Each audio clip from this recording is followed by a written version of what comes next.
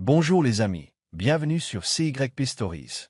Abonnez-vous à cette chaîne pour découvrir des histoires incroyables. N'oubliez pas d'aimer et de partager, et laissez-nous un commentaire. Le soleil filtrait à travers les vitres poussiéreuses de la réception, projetant de chaudes lueurs sur le linoléum usé. Tama était assise derrière le comptoir rayé de la petite entreprise de logistique, ses doigts se déplaçant rapidement sur le clavier tandis qu'elle tapait les bons de livraison pour le dernier lot d'expédition. Elle était passée maître dans l'art de jongler avec 3 conversations simultanées. Une au téléphone avec un client grincheux, une autre avec un rédacteur de dépêche en attente de signature, et la troisième avec ses propres pensées se bousculant pour déterminer ce qu'elle devait faire ensuite. Ce n'était qu'un jour comme les autres dans son cycle incessant de survie. Elle consulta discrètement son téléphone pour s'assurer que ses frères et sœurs avaient bien déjeuné à l'école. Son maigre salaire couvrait à peine leurs frais de scolarité, leur loyer et leur nourriture, mais elle parvenait à continuer. Le travail de réceptionniste n'était pas prestigieux, mais il était honnête. Et elle en avait désespérément besoin. Alors que l'horloge approchait de 16h30, Tama commença à terminer ses tâches. Sa deuxième mission commençait à 18h, et elle devait encore faire un saut rapide au marché pour faire ses courses. Elle rangea rapidement la table, salua poliment le dernier coursier présent et sortit dans les rues animées de Lagos. En marchant, son regard se porta un instant sur l'immense bâtiment de verre qui dominait les autres, AGI Tech. Tout le monde connaissait ce nom. L'entreprise était l'une des plus puissantes entreprises technologiques du Nigeria, dirigée par le jeune et énigmatique milliardaire Akin AGI. Tamawa ne l'avait jamais vue, même pas à la télévision. Elle n'avait pas le temps pour ce genre de fantasme. Pour elle, les gens comme lui étaient une espèce à part, intouchable, inaccessible. Elle ne pouvait pas se permettre de lever les yeux trop longtemps. Elle avait 3 bouches à nourrir à la maison et un service de nuit qui l'attendait. Lorsque Tamawa arriva au bar où elle travaillait comme serveuse, le ciel était déjà d'un orange profond. Elle noua son tablier, rassembla ses tresses en chignon et sourit à ses collègues, malgré l'épuisement qui pesait sur ses épaules. La soirée se déroula dans un tourbillon de rires, de verres qui trinquaient, de boissons renversées et de musique forte. Elle se faufila dans la foule, les pieds endoloris par les ballerines bon marché qu'elle portait tous les jours. À minuit, lorsqu'elle s'est enfin allongée sur le matelas qu'elle partageait avec sa petite sœur, elle ne s'est pas autorisée à pleurer. Elle n'avait pas le temps. Tout ce qu'elle pouvait faire, c'était espérer que l'entreprise ne licencierait personne de sitôt. Elle l'ignorait encore, mais son monde allait basculer, et pas comme elle l'avait prévu. Au 15e étage d'AGI Tech, Akin AGI se tenait devant une immense vitrine, sirotant un café noir tout en examinant les derniers rapports d'acquisition. Les chiffres étaient solides. Ses équipes juridiques et financières venaient de finaliser le rachat d'un immeuble entier pour faire place à l'expansion de leur nouveau pôle d'innovation. C'était une entreprise propre, efficace et rentable. Mais derrière chaque rapport soigné se cachaient des conséquences réelles. Des dizaines de petites entreprises ont été contraintes de fermer, des employés ont été licenciés sans préavis. Akin ne s'est pas attardé là-dessus. Il s'était entraîné à prendre des décisions rapides et à se concentrer sur la situation dans son ensemble. De plus, il proposait des rachats équitables. Personne ne se faisait avoir. Du moins, c'est ce qu'il croyait jusqu'à plus tard. Dans un bureau exigu de l'autre côté de la ville, l'annonce fut un coup de tonnerre. L'entreprise de logistique où travaillait Tamawa avait reçu un préavis de licenciement brutal. Ils avaient 30 jours pour quitter les lieux. Mais le propriétaire, incapable de se remettre du choc, a décidé de fermer immédiatement ses portes et de limiter ses pertes. Les employés ont reçu leur lettre de licenciement le lendemain, accompagnés de faibles excuses et de promesses de meilleures perspectives d'avenir. Tamawa est restée assise, stupéfaite, tandis que son responsable lui expliquait que leur bâtiment avait été racheté par Jayatech. Du jour au lendemain, elle s'est retrouvée sans emploi, sans indemnité de départ, sans préparation. La lettre tremblait dans ses mains tandis que son esprit se bousculait. Et le loyer? Et la nourriture? Et ses frères et sœurs? Elle parvint à remercier le gérant et sortit la tête haute, mais intérieurement, elle s'effondrait. Ce soir-là, elle se présenta quand même au bar, le menton haut. Elle força un sourire aux clients désagréables et fit comme si tout allait bien. Mais au fond d'elle, une tempête faisait rage. Elle n'avait aucune idée de comment elle allait survivre au mois suivant. Personne ne connaissait l'ampleur de ses difficultés, car elle n'en parlait pas même à Duni, son meilleur ami. Ce n'était pas seulement de la fierté. C'était une question de survie. Elle était l'épine dorsale de sa petite famille, et si elle se brisait, ils le feraient tous. Alors qu'elle rentrait chez elle ce soir-là, la vue autrefois majestueuse du siège de Jaya Tech la fixait comme une cruelle plaisanterie. Elle était passée devant cet immeuble pendant 2 ans. Elle en avait admiré la beauté, ignorant que ce serait la main qui la priverait de ce qui la maintenait en vie. L'avis d'expulsion arriva plus vite qu'elle ne l'avait prévu. Tamawa n'avait pas payé son loyer depuis 2 mois, et son propriétaire, patient, en a finalement eu assez. Il lui a donné une semaine pour quitter le petit appartement qu'elle appelait son foyer depuis plus de 4 ans. N'ayant plus d'autre choix, elle a fait ses valises avec leurs rares affaires, 2 petits matelas, une marmite défraîchie, quelques vêtements, et a emménagé chez Duny, son ami d'enfance qui partageait un 2 pièces avec 2 autres filles. C'était exigu, mais c'était tout ce qu'ils avaient. Ses jeunes frères et sœurs, Tind et Med, ne se plaignaient pas. Ils sentaient le stress de leur sœur et essayaient de l'aider, proposant même d'arrêter l'école pour qu'elle puisse se reposer. Mais elle ne voulait rien entendre. Les jours passaient dans un tourbillon de candidatures, de mails sans réponse et d'appels de refus. Tamawa arpentait les rues de Lagos avec un fichier imprimé de son CV, le distribuant à qui voulait l'entendre. Le soir, elle retournait au salon, son seul travail restant, et travaillait d'arrache-pied. Duny lui proposa de lui prêter de l'argent, mais Tamawa refusa. Elle ne voulait avoir aucune dette envers qui que ce soit. Elle avait été indépendante pendant si longtemps qu'elle ne savait plus comment se comporter. Elle se serrait la ceinture, dépensait chaque naira et cachait ses inquiétudes derrière un sourire fatigué. Mais chaque jour, le poids s'alourdissait. Un samedi matin, Tamawa était assise à un stand en bord de route avec une assiette d'acra et de PAP, en train de nourrir ses frères et sœurs. Elle entendit des gens à la table voisine discuter de l'expansion de Jetex et de la façon dont certaines petites entreprises doivent se sacrifier pour progresser. Elle serra les dents et fixa sa tasse. Elle avait envie de crier. Il ne comprenait pas ce que cela signifiait de voir sa vie détruite par l'ambition de quelqu'un. Ce soir-là, alors qu'elle nettoyait de la bière renversée sur une table du salon, elle essaya d'empêcher son esprit de sombrer. Elle avait survécu à pire, se dit-elle. Mais l'univers lui réservait d'autres surprises, et l'homme qui avait ruiné sa vie sans le savoir allait y entrer de plein fouet. Il s'agissait d'une soirée exclusive organisée dans le salon même où travaillait Tamawa. Elle n'avait pas réalisé qui étaient les invités VIP jusqu'à ce qu'elle aperçoive la flotte de SUV noirs élégants à l'extérieur. Le personnel était excité à l'idée qu'un PDG de Jetex, proche de Jet, soit présent en personne. Elle s'en fichait. Pour elle, il n'était qu'un milliardaire prétentieux comme les autres. Son travail consistait à servir les boissons et à éviter tout contact visuel. Elle portait la robe noire et le tablier qui lui était assigné, nouait soigneusement ses tresses et traversait la foule, un plateau à la main. Elle évita la section privée, mais le destin en décida autrement. Un serveur se fit porter malade et son superviseur la redirigea vers la table 6. « Tu t'occuperas de la table 6, dit-il, réservée aux VIP. Attention à ne pas faire d'erreur. » Tamawa s'approcha du groupe avec prudence, les yeux baissés. Assise en bout de table, vêtue d'un costume bleu marine sur mesure, Akin Agé sirotait nonchalamment du vin et discutait d'innovation avec d'autres cadres. Il lui jeta à peine un coup d'œil tandis qu'elle servait les boissons. Mais lorsqu'elle se retourna pour partir, son coude heurta un verre de vin rouge, projetant son contenu directement sur sa chemise blanche impeccable. Le silence retomba dans la pièce. Akin sursauta, visiblement agace. « Tu ne vois pas où tu vas ?» lança-t-il en se relevant. La foule haleta, puis certains rirent entre eux. Tamawa s'y figia. Ses joues brûlèrent de honte. « Je suis désolé, monsieur, marmonna-t-elle. C'était un accident. » Mais le mal était fait. Des rires éclatèrent aux tables voisines. Elle ravala ses larmes, marmonna de nouvelles excuses et sortit précipitamment de la salle, abandonnant son plateau. Plus tard dans la soirée, l'assistante d'Akin rapporterait l'incident et mentionnerait nonchalamment que la jeune fille, Tamawa, travaillait auparavant dans une entreprise de logistique touchée par leur récente acquisition. Il relirait les points. Son nom, ses yeux, sa voix tremblait. Tout commençait à prendre sens. Et pour la première fois depuis longtemps, la culpabilité frappa Akin Agé comme un coup de massue. Il avait considéré ses choix comme des affaires.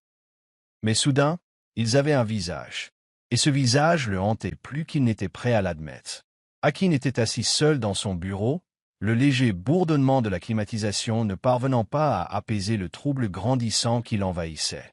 Il venait de recevoir le rapport des ressources humaines post-acquisition de son assistante, et tandis qu'il parcourait les noms des personnes licenciées, l'une d'elles lui sauta aux yeux, Tamawa Adebayo. Ce nom lui trottait dans la tête, refusant de s'effacer. C'était la même fille qui avait renversé du vin sur lui, la même dont les yeux s'étaient emplis de gêne et de dévastation lorsque la salle s'était moquée d'elle. Il y avait quelque chose dans son visage, quelque chose de cru et de sincère. La culpabilité resserrait son étreinte sur sa poitrine. La fusion avait été logique d'un point de vue commercial, mais il ne pouvait plus quitter le visage de Tamawa. Il repensait au moment où elle avait baissé la tête de honte, murmurant des excuses qu'il n'avait même pas eu la décence d'accepter. Il mit de côté le reste des rapports et parcourut les informations contextuelles compilées par les RH. Tamawa travaillait pour l'entreprise depuis 2 ans, vivait dans un modeste appartement à Agige et subvenait aux besoins de ses 2 jeunes frères et sœurs. Ses évaluations de performance étaient élogieuses. Elle était ponctuelle, respectueuse et travailleuse. Et maintenant, à cause d'une décision professionnelle prise dans le confort de son bureau en hauteur, elle avait tout perdu. Akin se renversa dans son fauteuil, une lourdeur inhabituelle s'installant sur ses épaules. Cela n'était pas censé le déranger. Il prenait des décisions difficiles chaque jour. Mais quelque chose dans sa situation lui semblait personnel, même s'il ne s'était jamais rencontré avant cette nuit-là. Il ne la connaissait pas, techniquement parlant. Mais l'idée qu'elle dorme dans l'inconfort tandis qu'il se prélasse dans le luxe rongeait cette part de lui qu'il s'autorisait rarement à ressentir. Le lendemain matin, Akin prit sa décision.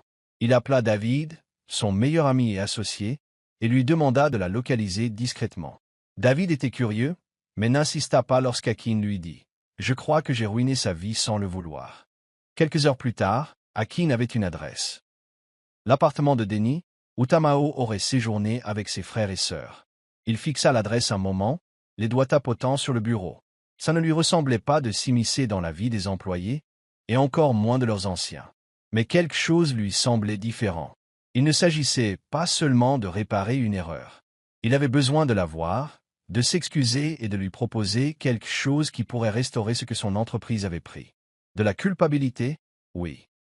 Mais aussi le besoin de comprendre pourquoi cette fille avait réussi à persister dans son esprit, bien après que la foule eût oublié son nom. Tamao aidait Denis à plier le linge lorsqu'on frappa à la porte.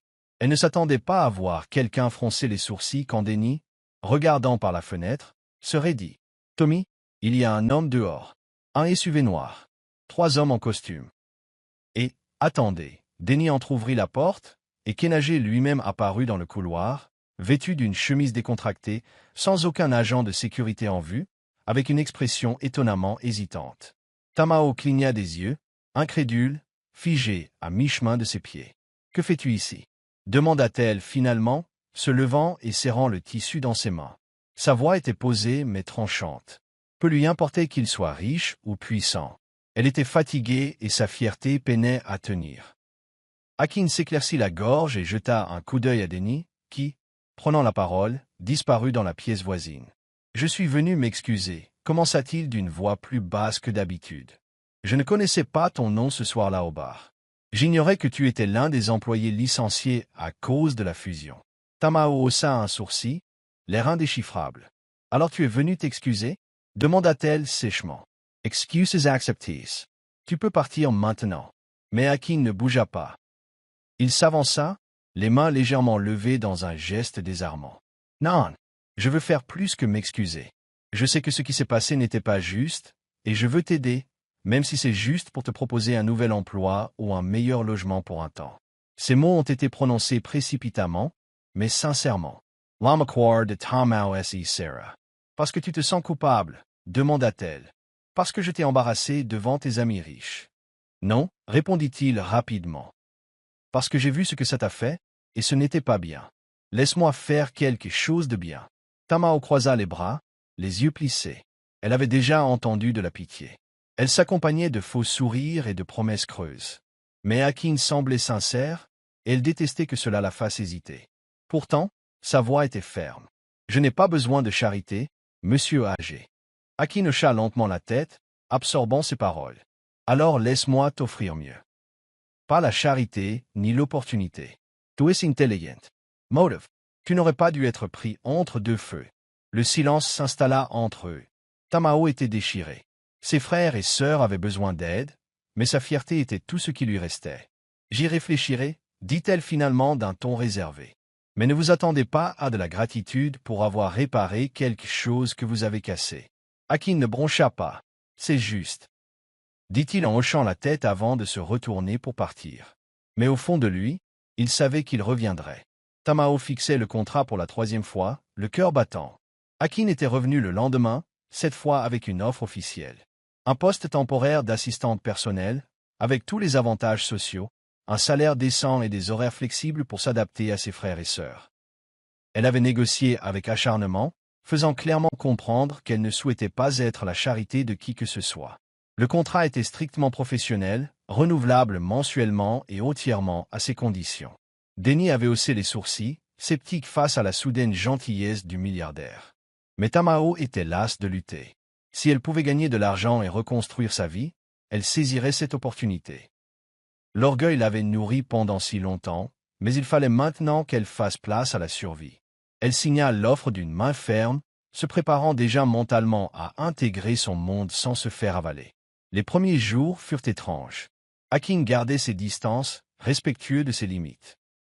Elle travaillait avec assiduité, répondant aux courriels, planifiant les réunions et assistant occasionnellement à des présentations en conseil d'administration où son leadership était pleinement démontré. Il était intelligent, posé et intimidant, mais il ne l'a jamais traité comme inférieur. Tamao restait professionnelle, polie et distante. Elle évitait les bavardages inutiles et quittait toujours son bureau à l'heure précise. Elle ne voulait pas qu'il pense qu'elle prenait son mal en patience, ou pire, qu'elle était reconnaissante. Mais au fond d'elle-même, elle ne pouvait s'empêcher de remarquer son attention, la façon dont il s'assurait toujours que ses frères et sœurs recevaient les fournitures scolaires de manière anonyme, ou la façon dont son déjeuner lui était discrètement apporté à son bureau lorsqu'elle travaillait tard. Akin, en revanche, se surprit à l'observer plus qu'il n'aurait dû. Il y avait quelque chose dans la présence de Tamao, sa force tranquille, son esprit vif, son insistance à gagner chaque kobo, qui le tiraillait vers quelque chose qu'il n'avait pas ressenti depuis longtemps. Elle n'était pas impressionnée par la richesse ou le charme. Elle était concentrée, motivée et fière. Plus il l'observait, plus il réalisait que sa culpabilité se transformait en admiration. Mais il ne dit rien. Il savait qu'elle ne lui faisait pas encore confiance. Peut-être qu'elle ne lui ferait jamais confiance. Et c'était peut-être ce qui la différenciait de toutes les femmes qu'il avait rencontrées. Elle ne voulait rien de lui, seulement la possibilité de reprendre sa vie en main.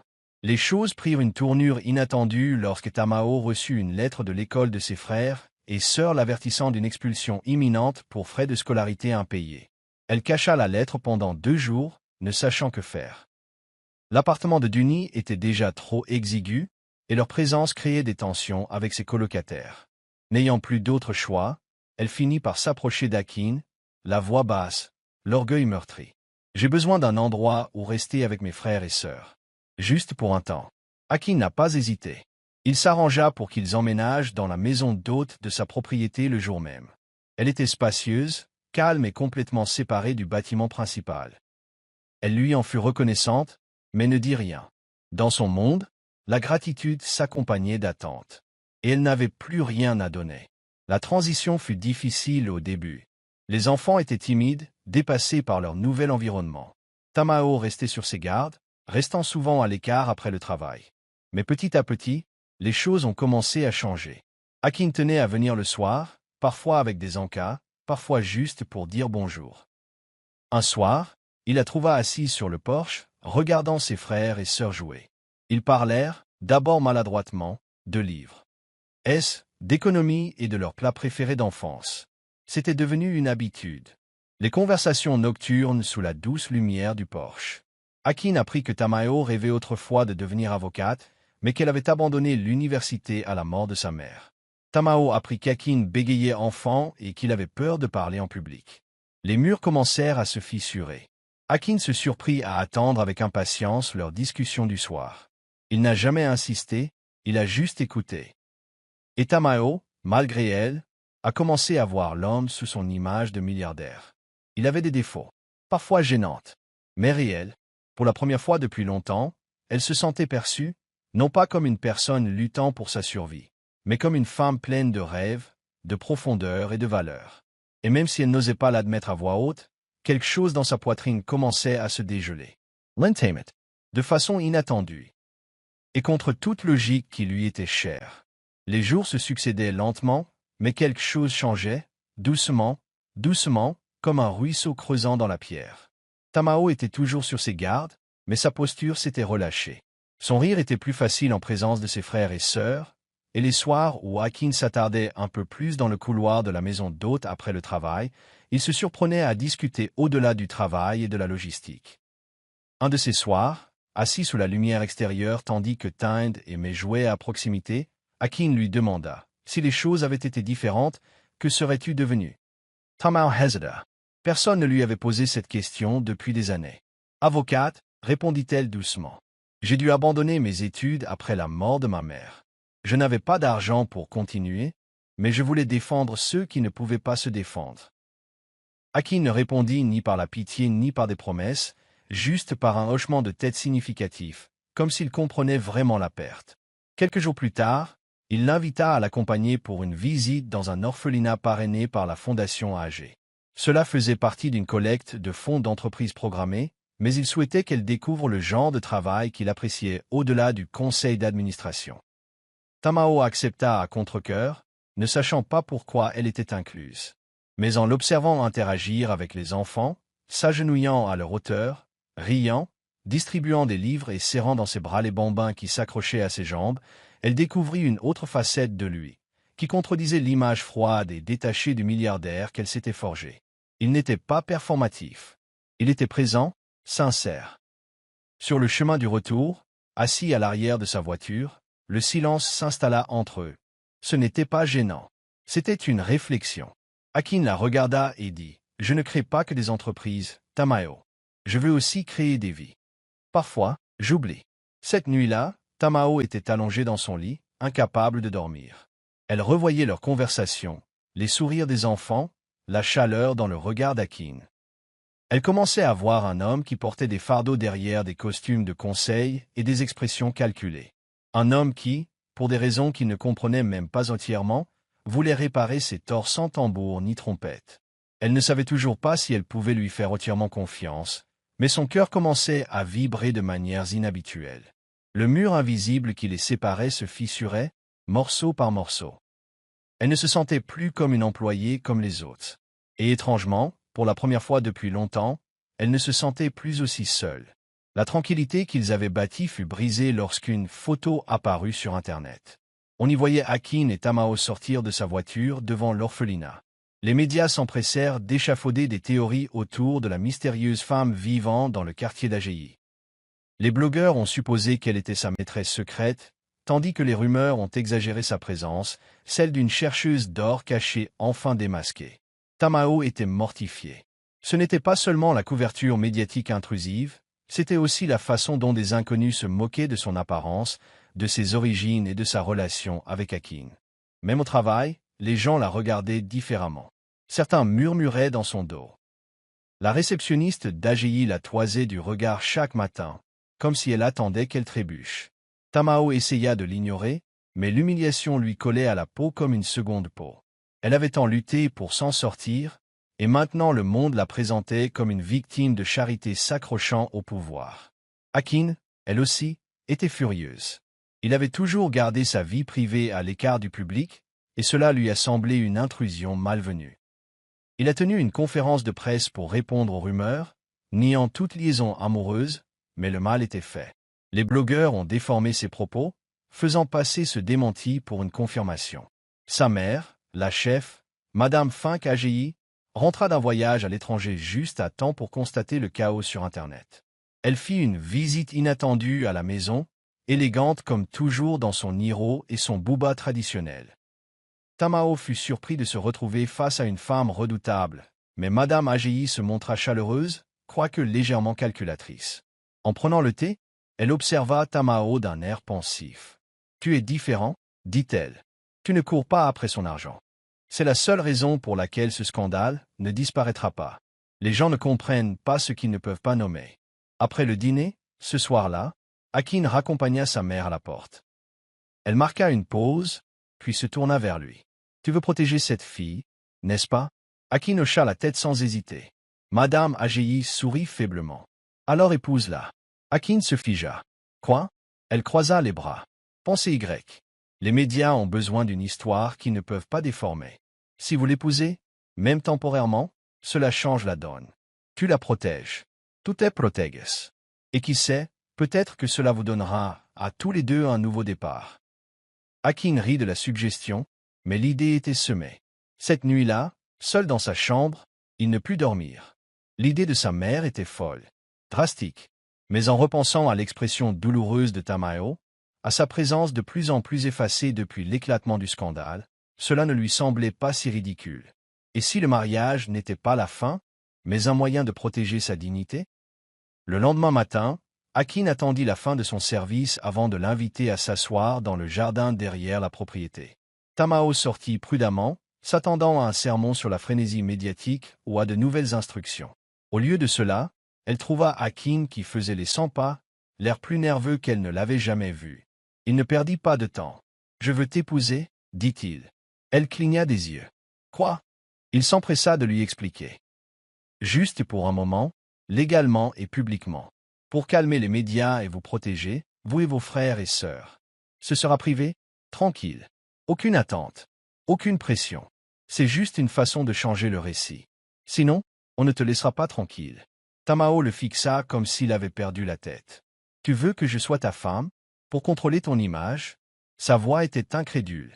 Akin passa une main dans ses cheveux. « Je sais ce que ça peut paraître. Mais ce n'est pas de la pitié. Il s'agit de protéger ce qui reste de ta paix. » Tamao se leva, les bras croisés fermement sur sa poitrine. « Tu n'as pas le droit de me lancer une demande en mariage comme si c'était un communiqué de presse. » Ses yeux brillèrent d'indignation. « Tu as ruiné ma vie. Tu as essayé de la réparer avec un travail, et maintenant tu penses qu'un certificat de mariage suffira à tout arranger? Akin n'y branque pas. Je ne pense pas que quoi que ce soit puisse effacer ce qui s'est passé. Mais je peux essayer de faciliter la suite. Je ne te demande pas de m'aimer. Je ne te demande même pas de me pardonner. Je te demande de me laisser te protéger. » Tamao resta silenciosa un long moment. Elle détestait ce désir de sécurité. Elle était tellement fatiguée de mener chaque bataille seule. Elle pensait à ses frères et sœurs, à sa réputation, à son épuisement. Finalement, sa voix s'éleva à voix basse. « Tu dois me promettre que c'est temporaire. Sans engagement. Sans mensonge. » Akin hocha la tête solennellement. « Tu auras le contrôle total. Et quand tu voudras te retirer, je signerai ce dont tu as besoin. » L'air était lourd sous le poids de la décision. Après un long silence, elle murmura « Ok. » Ce n'était pas un conte de fées. Ce n'était pas de l'amour. Mais c'était un bouclier. Et pour l'instant, c'était suffisant. Ils se serrèrent la main comme des partenaires commerciaux, concluant un accord qui allait changer leur vie plus qu'ils ne l'imaginaient. Cette nuit-là, Tamao était assise sur son lit, regardant ses frères et sœurs dormir paisiblement à ses côtés. Elle ne se sentait pas comme une future mariée. Elle se sentait comme un soldat prêt à partir au combat, vêtu non pas de dentelle blanche, mais d'une armure usée. Leur mariage fut discret, célébré dans une salle d'enregistrement privée, en présence seulement de sa mère, de David, de Duni et d'un conseiller juridique. Tamao portait une simple robe couleur crème, ses tresses relevées en un chignon bas et son visage impassible. Akin avait fière allure dans son costume noir, mais il n'y avait aucune joie dans ses yeux, seulement de la détermination. Les vœux étaient prononcés comme des contrats, les alliances échangées comme des gages. Et comme ça, ils étaient mari et femme, sans musique, sans fanfare, juste des signatures, du silence et le clic d'un téléphone portable tenu par Duni. Alors qu'ils sortaient de la salle, Tamao sentit un mur invisible s'élever entre eux, un mur que ni les fleurs ni les discours romantiques ne pouvaient briser. Ils avaient conclu un accord, pas une union. Et le monde ne verrait jamais la différence. De retour au domaine, ses affaires furent transférées de la maison d'amis vers une aile de la maison principale, suffisamment loin de la chambre d'Akin pour maintenir la distance, mais suffisamment près pour les apparences. L'effervescence médiatique s'intensifia lorsque la nouvelle du mariage surprise éclata. Certains les ont félicités. D'autres ont supposé qu'elle était enceinte. Tamao évitait complètement Internet. Elle se concentrait sur son travail, ses frères et sœurs et éviter toute vulnérabilité émotionnelle. Akin, quant à lui, respectait la distance. Il s'assurait qu'elle avait tout ce dont elle avait besoin, sans toutefois insister pour qu'elle soit proche. Il partageait des dîners occasionnels, plus par obligation que par désir. Les conversations étaient brèves, polies et portaient principalement sur la logistique. En public, ils affichaient l'air d'un couple heureux. En privé, ils étaient des inconnus en vêtements de marque. Mais sous le silence, quelque chose se tramait. Tamao se sentait étouffé par le luxe qui l'entourait. Draps de soie, sol en marbre et peluches importées ne faisaient que lui rappeler à quel point elle n'était pas à sa place. Akin remarqua sa façon de se déplacer dans la maison comme une invitée plutôt que comme une épouse. Il voulait dire quelque chose, mais il ne savait pas comment. Il avait espéré que ce mariage apaiserait sa culpabilité. Au lieu de cela, il a créé de nouvelles tensions, de nouveaux silences. Ils avaient sauvé leur réputation, certes, mais ils en payaient le prix par une séparation silencieuse. Et au fil des jours, ils se demandaient tous deux en silence s'ils avaient commis une erreur. Ou n'était-ce que le début inconfortable d'une histoire qu'aucun d'eux n'osait nommer? Akin resta assis dans son bureau bien après que tout le monde soit couché, les doigts croisés derrière la tête, les yeux rivés au plafond. Le silence dans la maison était troublant. Depuis le mariage, les choses n'avaient fait que se compliquer entre lui et Tamao. Il avait pensé que ce mariage réglerait les problèmes, l'aiderait à se sentir protégé, lui apporterait de la stabilité, apaiserait sa culpabilité. Mais au lieu de cela, il avait creusé un gouffre invisible. Il n'avait jamais vu quelqu'un se retrancher aussi complètement derrière un mur de politesse. Elle souriait quand il le fallait, remerciait quand on s'y attendait et hochait la tête pendant les conversations. Mais il n'y avait aucune chaleur, aucune étincelle. Et pour la première fois de sa vie, Akin réalisa que l'argent, le pouvoir et l'influence ne pouvaient forcer quelqu'un à se sentir en sécurité avec lui. Il se sentait chaque jour davantage attiré par elle, non par responsabilité, mais par quelque chose de plus profond, quelque chose qu'il avait trop peur de nommer. Tamao, quant à lui, ne parvenait pas à déchiffrer les véritables intentions d'Akin. Il était gentil, certes, respectueux, toujours. Mais il était devenu distant ces derniers temps, rentrant plus tard que d'habitude, parlant moins pendant le dîner, et parfois même le sautant complètement. Elle commença à se demander s'il regrettait leur arrangement. Peut-être avait-il honte d'elle. Peut-être l'avait-il épousée uniquement sous la pression de sa mère et des médias. Cette pensée la piqua plus qu'elle ne l'aurait cru. Elle ne voulait pas s'en soucier, mais c'était le cas. Elle remarqua qu'il ne lui demandait pas comment s'était passée sa journée. Elle le sentait quand son ton devenait sec, ou quand ses réponses devenaient mécaniques. Et pourtant, elle ne pouvait se résoudre à lui demander pourquoi. Elle craignait d'entendre une vérité qui pourrait ébranler le peu de paix qu'elle avait réussi à trouver dans cette nouvelle vie. L'atmosphère entre eux s'épaississait de non-dits et de silences mal interprétés. Akin voulait tendre la main, mais ne savait pas comment. Il ne voulait pas s'imposer. Tamao voulait la clarté, mais ne voulait pas paraître dans le besoin. Ils marchaient donc sur la pointe des pieds l'un autour de l'autre dans une maison trop grande pour leur face-à-face silencieux. C'était ironique de vivre ensemble, liés légalement comme mari et femme, et pourtant se sentir à des kilomètres l'un de l'autre. Tous deux portaient leur propre peur. Akin craignait que ses sentiments grandissants ne l'accablent davantage, tandis que Tamao craignait qu'elle ne soit qu'une responsabilité temporaire, une dette qu'il essayait de payer par le mariage. Ni l'un ni l'autre ne réalisait que ce qui les séparait n'était ni l'orgueil ni la colère, mais la douleur de vouloir plus sans savoir si c'était réciproque. La tension finit par se dissiper un samedi après-midi lorsque Tamao mentionna en passant qu'elle envisageait de lancer une petite boutique de vêtements en ligne. C'était juste une idée, un moyen de canaliser son énergie vers quelque chose de productif. Akin, écoutant tranquillement de l'autre côté de la table, haussa un sourcil. « C'est une idée intelligente, dit-il. Tu devrais te lancer. » Encouragé par ces paroles, Tamao passa la semaine suivante à esquisser des business plans, à rechercher des fournisseurs et même à concevoir quelques idées de marque. Ce qu'elle ignorait, c'est qu'Akin avait discrètement demandé à un membre de son équipe de l'aider anonymement. Il a financé la création initiale du site web, a payé un designer de marque et a mis en place une petite équipe marketing pour lui donner une longueur d'avance. Il était bien intentionné, il voulait la voir réussir. Mais il n'avait pas réalisé à quel point elle accordait d'importance à l'indépendance et à la transparence. Lorsque Tamao reçut un courriel confirmant l'enregistrement de son entreprise et vit le site web impeccable et professionnel à son nom, elle fut ravie, jusqu'à ce qu'elle retrouve la transaction auprès d'une entreprise directement liée à Akin. Son enthousiasme se transforma en trahison. Le soir même, elle fit irruption dans son bureau, la voix tremblante d'une colère contenue. « Tu as agi dans mon dos ?» dit-elle. « Pourquoi ne m'as-tu pas dit que c'était toi qui finançais tout ?» Akin parut stupéfait, comme s'il ne s'attendait pas à une telle réaction. « Je voulais juste t'aider, dit-il. Je ne pensais pas, exactement, intervint-elle. Tu n'y pensais pas. Tu pensais que j'accepterais d'être le projet de quelqu'un. Mais ce n'est pas le cas. Je veux construire quelque chose pour moi, pas recevoir des aides déguisées en soutien. » Ils se sont disputés pour la première fois depuis leur mariage. Ce n'était pas fort, mais c'était perçant, deux personnes parlant avec des sentiments partagés. Akin défendit ses intentions, affirmant qu'il l'admirait et croyait en son rêve. Mais Tamoa ne parvenait pas à se défaire du sentiment que tout cela n'était qu'une preuve supplémentaire qu'il la considérait toujours comme une personne à sauver. Lorsqu'elle quitta la pièce, l'air entre eux était plus froid que jamais. Plus tard dans la soirée, elle s'assit par terre dans sa chambre, les yeux rivés sur le magnifique site web sur son téléphone, partagée entre gratitude et frustration.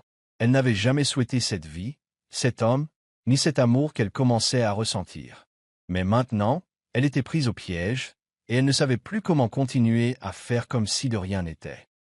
Un orage grondait sur Lagos ce soir-là, le tonnerre grondant à l'horizon, à l'image des turbulences émotionnelles qui régnaient à l'intérieur du manoir âgé. Tamoa était assise dans la cuisine. Seule, les lumières tamisées, sont intactes. Elle ne savait pas pourquoi elle se sentait si anéantie. Était-ce la culpabilité d'avoir agressé Akin ou la douleur sourde de savoir qu'elle avait peut-être poussé trop loin? Un léger bruit de pas interrompit ses pensées, et lorsqu'elle leva les yeux, Akin se tenait sur le seuil, trempé par la pluie. Il était sorti pour se changer les idées, mais le temps l'avait pris au dépourvu. Sans un mot, il se dirigea vers la bouilloire, se prépara une tasse de thé et s'assit en face d'elle. Le silence entre s'éternisa, jusqu'à ce qu'il prenne enfin la parole. « Je ne l'ai pas fait parce que j'ai pitié de toi. Je l'ai fait parce que ça m'importe. » Tamoa cligna des yeux, la gorge serrée. « Tu as une drôle de façon de le montrer, » murmura-t-elle. Akin se pencha en avant, l'air nu, vulnérable. « Je ne savais pas comment t'aider sans blesser ta fierté. Je ne voulais pas te rabaisser. Mais la vérité, c'est que je t'admire, Tamoa. Je pense à toi plus que je ne devrais. Je veux que tu réussisses, non pas parce que je te dois quelque chose, mais parce que je crois en toi. » Les larmes lui montèrent aux yeux, mais elle les retint. « Je ne veux pas être ta faute, dit-elle doucement. Je ne veux pas d'une vie fondée sur la pitié. » Akin secoua la tête. « Alors ne le sois pas. Sois mon choix. » Cette phrase brisa quelque chose en eux deux, un mur qui séparait depuis trop longtemps vulnérabilité et espoir.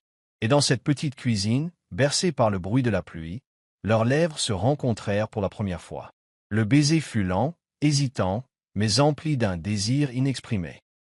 Ce n'était ni passionné ni téméraire, c'était plein de vérités qu'ils avaient trop peur d'avouer. Lorsqu'ils se séparèrent, aucun d'eux ne parla pendant un moment. Ils restèrent simplement assis là, main dans la main, le silence n'étant plus tendu, mais réconfortant.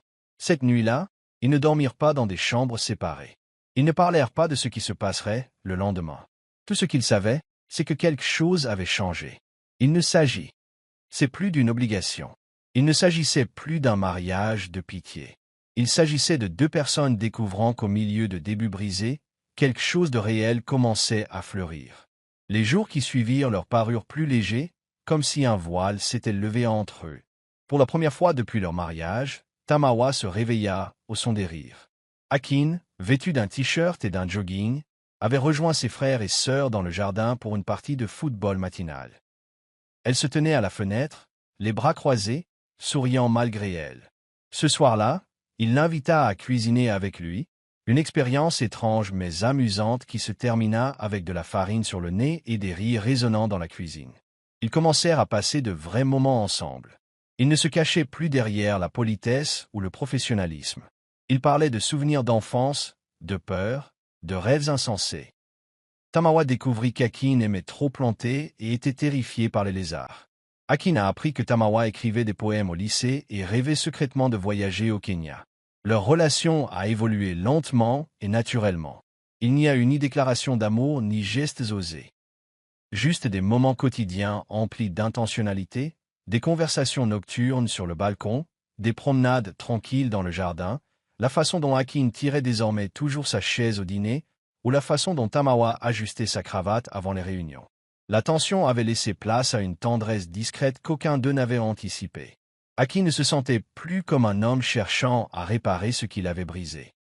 Il se sentait comme un partenaire, solidaire, bienveillant, et il tombait peu à peu amoureux d'une femme qui avait remis en question tout ce qu'il pensait savoir sur les gens, la fierté et le sens du devoir. Et puis, un soir, alors qu'ils étaient allongés sur le canapé devant une comédie hollywoodienne, Akin se tourna vers elle, le regard doux. « Tamawa, dit-il doucement, je crois que je suis en train de tomber amoureux de toi. » Son soufflet s'ébloqua. Sa confession était douce, sans exigence ni attente, juste honnête. Elle le regarda, le cœur battant, et pour une fois, elle n'éprouva pas le besoin de fuir ni de douter. Elle ne répondit pas par des mots. Au lieu de cela, elle se pencha et l'embrassa, profondément, pleinement, avec toute l'émotion qu'elle avait gardée en elle. Ce soir-là, aucun d'eux ne lui dit « Je t'aime ». Mais cela n'avait plus d'importance. Leur cœur parlait enfin la même langue. Et pour la première fois, leur mariage ne ressemblait plus à une simple transaction. C'était comme le début de quelque chose de concret. Tamawa ne s'attendait pas à entendre son nom en flânant dans une boutique avec Denny par un après-midi ensoleillé. Elle souriait, le cœur léger pour une fois, lorsqu'Ef, un vieil ami d'université de Denny, les aperçut et s'approcha. Après les politesses d'usage, F jeta un regard curieux à Tamawa et dit « Alors, tu es la fille du mariage de pitié. » Ces mots la frappèrent comme une gifle. Tamawa cligna des yeux, essayant de garder son sang-froid. « Pardon, F. Rit maladroitement. Oh, je ne veux rien dire de mal. C'est juste qu'Akin a dit à Toby, son cousin, que tout ça a été pour te sortir d'une mauvaise passe. C'est vraiment admirable. Tous les hommes n'iraient pas aussi loin pour quelqu'un qu'ils connaissent à peine. » Tamawa ne dit rien, la gorge serrée. La boutique lui parut soudain trop petite, trop bruyante, trop étouffante. Elle partit sans rien acheter, Denny la suivant de près. Le trajet du retour se fit en silence. À leur arrivée, Tamawa fit irruption dans sa chambre et ferma la porte. Son cœur était comme serré. Alors, tout cela était vrai. Il ne l'avait jamais vu autrement que comme un fardeau qu'il contribuait à porter. Toutes les conversations nocturnes, les rires, le baiser, tout cela faisait partie d'une mission de charité. Elle se sentait ridicule, en colère et profondément blessée. Quand Akin revint ce soir-là, joyeux d'une réunion du conseil d'administration réussie, il la trouva l'attendant dans le salon, les bras croisés. « As-tu déjà qualifié notre mariage de « paix à Dieu » demanda-t-elle d'une voix douce mais tranchante. Akin se figea en plein milieu de son pas. « Quoi » Les yeux de Tamawa brillaient. « As-tu dit à quelqu'un que tu m'avais épousé par pitié ?» Le silence d'Akin en disait long. « Je ne le pensais pas comme ça, » dit-il finalement. C'était avant que tout ne change. Mais le mal était fait. Tamawa se détourna en secouant la tête. « Voilà ce que je suis pour toi. Un projet. Une femme que tu as épousée pour te donner bonne conscience. » Akin a essayé de s'expliquer, de réduire la distance entre eux, mais elle a reculé. « Et pensais. Je pensais que ça devenait peut-être réel. » Sa voix se brisa. « Mais tu m'as déjà étiqueté. Et je ne peux plus m'en passer. » Ce soir-là, elle a fait ses valises et est retournée vivre à la maison d'hôte. Non pas qu'elle ne l'aimait pas, elle savait maintenant qu'elle l'aimait, mais parce qu'elle devait se protéger du chagrin d'être désirée uniquement par culpabilité. Akin restait éveillé, les yeux rivés au plafond, maudissant silencieusement l'homme qu'il était lorsqu'il avait fait cette déclaration inconsidérée. Maintenant, il devait se battre, non pas pour la rédemption, mais pour la femme qui, sans le savoir, était devenue le centre de son monde. Les jours suivants furent marqués par le silence. Tamawa se concentrait sur ses projets professionnels, refusant les excuses d'Akin et ses tentatives de dialogue. Elle avait besoin d'espace, et pour une fois, il le lui accorda. Mais il ne restait pas inactif. Akin savait que les mots ne régleraient pas le problème. Il devait lui montrer que ce qu'il ressentait maintenant n'avait rien à voir avec la pitié, mais avec l'amour. Il a donc contacté son équipe de marque, celle-là même qu'il avait initialement embauchée, et a secrètement commencé à planifier un lancement de produits surprise. Sa boutique en ligne, qui gagnait discrètement du terrain, serait inauguré lors d'un événement physique mettant en avant sa ligne de vêtements. Avec un défilé, des articles dans la presse locale et un article dans un magazine féminin d'affaires. Chaque détail avait été pensé pour honorer sa créativité et son indépendance, sans que son nom n'y soit associé. Le jour de l'événement, Duny a piégé Tamawa en lui demandant de se déguiser et de l'emmener sur place. En entrant, Tamawa a vu sa marque placardée sur des banderoles, des mannequins portant ses créations et une foule d'invités applaudissant sa vision. Elle a cédé. Elle s'est retournée, confuse, juste à temps pour voir Akin monter sur scène. Il ne portait ni costume ni cravate, juste une tenue simple et une expression nerveuse. « Ce ne sont pas des excuses, » dit-il au micro, sans la quitter des yeux. « Je m'écarte de ton chemin pour que le monde puisse voir la force que tu es. Tu n'es pas mon œuvre de charité. Tu n'es pas un cas à plaindre. Tu es la femme la plus résiliente et la plus brillante que j'ai jamais connue. Et je suis désolé pour chaque fois où je t'ai fait sentir inférieur. » Il descendit et s'avança vers elle. La pièce était silencieuse maintenant. « Je t'aime, Tamawa, » dit-il doucement. « Pas parce que je t'ai blessé, pas parce que je veux te guérir, mais parce que tu m'as rendu meilleur. Tu m'as appris ce que signifie vraiment voir quelqu'un. » La Gauri de Tamawa brûlait. Les murs autour de son cœur, soigneusement reconstruits après des années de lutte, s'effondrèrent enfin. Elle se fichait de la foule et des caméras. Elle se jeta dans ses bras et murmura, puis le lui prouva chaque jour à partir de maintenant. Les applaudissements qui suivirent furent assourdissants, mais elle n'entendit que le battement régulier de son cœur contre le sien. Ce n'était pas un conte de fées. C'était réel, désordonné, belle et la leur. Dans les jours qui suivirent, Tamawa réintégra lentement la maison principale, non pas comme une locataire réticente, mais comme une femme choisissant de construire sa vie avec l'homme qu'elle aimait. La tension qui avait autrefois pesé sur leur relation avait disparu, remplacée par une véritable intimité. Ils parlaient plus ouvertement, riaient plus souvent et trouvaient de la joie dans les routines quotidiennes.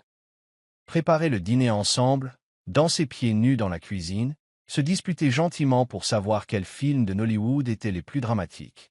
Akin avait toujours ses réunions importantes et ses apparitions dans la presse, mais Tamawa n'était plus en marche. Elle était devenue sa partenaire à tous égards, et il la consultait non seulement sur les affaires, mais aussi sur la vie. Ils décidèrent de renouveler leurs vœux, non pas pour les caméras ou la presse, mais pour eux-mêmes. La cérémonie eut lieu dans le même orphelinat qu'ils avaient visité quelques mois auparavant, entouré d'enfants et d'amis proches. Tamawa portait une robe couleur pêche douce, les cheveux coiffés en boucles naturelles, et son sourire était plus éclatant que jamais. Akin la regarda comme s'il la revoyait pour la première fois. Cette fois, il n'y avait plus de secret, plus de contrat, plus de conditions. Juste deux personnes qui avaient traversé le feu et en étaient sorties saines et sauves. Leur vœu était simple, ni pitié, ni culpabilité, juste amour et choix. Lorsqu'ils s'embrassaient, il ne s'agissait pas de conclure une cérémonie, mais d'atteindre enfin l'endroit que leur cœur cherchait depuis toujours. Après la célébration, ils rentrèrent chez eux, main dans la main, le son des rires des enfants résonnant encore à leurs oreilles. Cette nuit-là, allongé près d'Akin, Tamawa murmura « Merci de m'avoir vu, même quand j'essayais tant de disparaître. » Il sourit et l'embrassa sur le front. « Merci d'être resté, même quand je t'ai donné toutes les raisons de partir. » Ils n'avaient pas besoin d'une vie parfaite, juste l'un de l'autre et de la paix de savoir qu'ils avaient construit quelque chose de vrai. Leur mariage avait commencé comme une solution légale. Mais maintenant, c'était un foyer ancré non pas dans la culpabilité, mais dans l'amour mutuel, le respect et le choix de rester ensemble. Quelques mois plus tard, la maison âgée, autrefois silencieuse, s'était transformée en un lieu empli de chaleur et de rire. L'entreprise de mode de Tamawa était devenue un succès, ses créations étant portées par des influenceurs et des jeunes professionnels de tout Lagos. Elle était devenue la voix des femmes autodidactes, donnant des conférences, encadrant des jeunes filles et lançant un programme de formation pour les aspirantes entrepreneuses de la mode. Akin observait fièrement depuis la ligne de touche, toujours encourageant sans jamais éclipser. Ensemble, ils lancèrent un projet caritatif commun, fruit de la fusion de son cœur et de ses ressources, axé sur l'éducation et les opportunités créatives pour les enfants défavorisés. C'était l'idée de Tamawa, mais Akin s'assura qu'elle prospère. Tinde et s'épanouissait également. Grâce à la stabilité à la maison, leurs notes s'amélioraient et leurs rires revenaient. Le week-end, Akin les aidait à faire leurs devoirs pendant que Tamawa préparait des tourtes à la viande ou planifiait leur prochain voyage en famille. Denny était toujours présente, presque comme une sœur, taquinant souvent Akin sur l'humilité que l'amour lui avait inculquée. Tamawa avait trouvé non seulement l'amour, mais aussi une communauté. Elle avait appris à vivre sans peur, à aimer sans excuses et à rêver sans limite. Sa vie n'était pas parfaite, mais c'était la sienne, et elle était bien remplie. Akin, lui aussi, avait changé. Il n'était plus le milliardaire réservé, mais un homme qui avait trouvé un sens à sa vie au-delà des conseils d'administration, des petits déjeuners tranquilles et des objectifs partagés, et dans le regard d'une femme qui le voyait dans sa totalité. Un soir, alors qu'ils étaient assis sur le toit, à regarder la silhouette des Legos scintiller sous les étoiles, Akin se tourna vers elle. « Tu regrettes parfois d'avoir dit oui ?» Elle le regarda, les yeux brillants. « Seulement, je ne l'avais pas dit plus tôt. » Ils rirent, leurs doigts entrelacés, et pendant un instant, tout sembla immobile. Cette vie n'était pas née de la pitié.